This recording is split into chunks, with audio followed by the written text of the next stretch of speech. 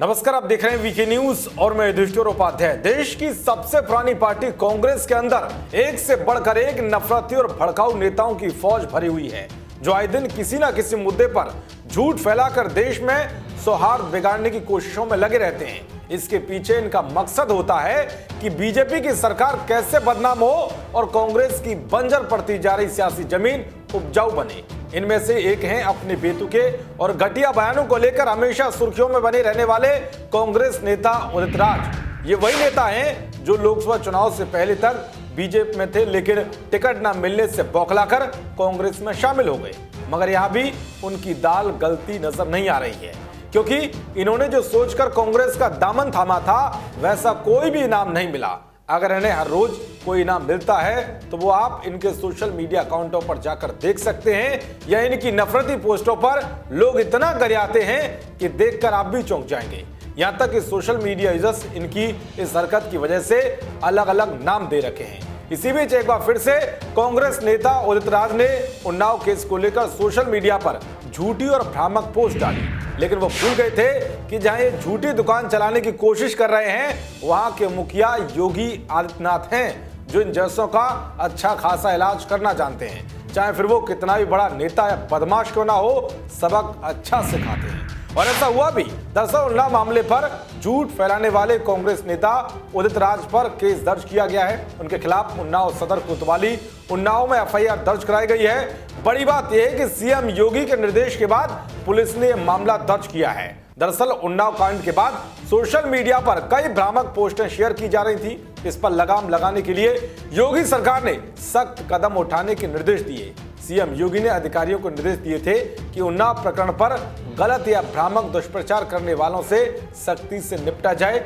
Social media पर दुष्प्रचार करने वाले और भ्रामक चीजें फैलाने वालों पर तुरंत एफआईआर की जाए। इसके लिए योगी सरकार ने गृह विभाग को आदेश देते हुए साइबर विशेषज्ञों को भड़काऊ पोस्ट डालने वालों की तलाश तेज करने के आदेश दिए थे। इसी मामले के तहत उदित राज के खिलाफ मामला दर्ज किया गया है। अब यह भी जान लीजिए कि उन्नाव मामले पर उदित राज ने क्या झूठ फैलाया, जिसके बाद उन पर केस दर्ज हो गया। दरअसल उदित राज उन्नाव में पीड़ित परिवार से मिलने गए थे, लेकिन पुलिस ने कानूनी व्यवस्था का ध्यान रखते हुए लड़कियों के परिजनों से उन्हें मिलने नहीं दिया।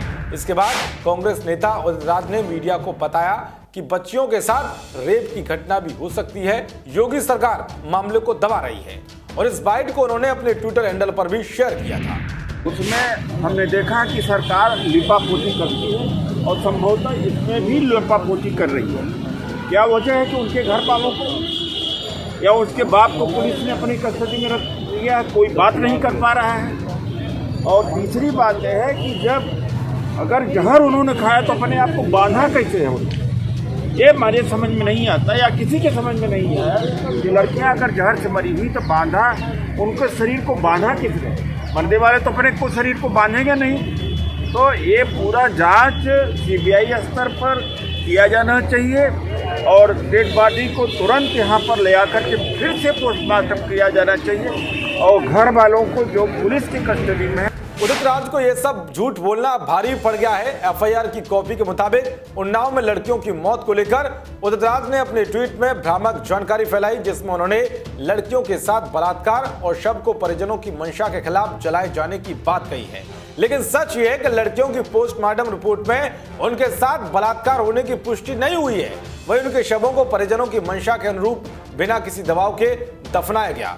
उधर इस मुद्दे पर राजनीतिक गिद्धों के प्रोपेगेंडा की हवा तब निकल गई जब आरोपी भी दलित समाज से ही निकले और मामला रेप का नहीं, प्रेम प्रसंग का निकला।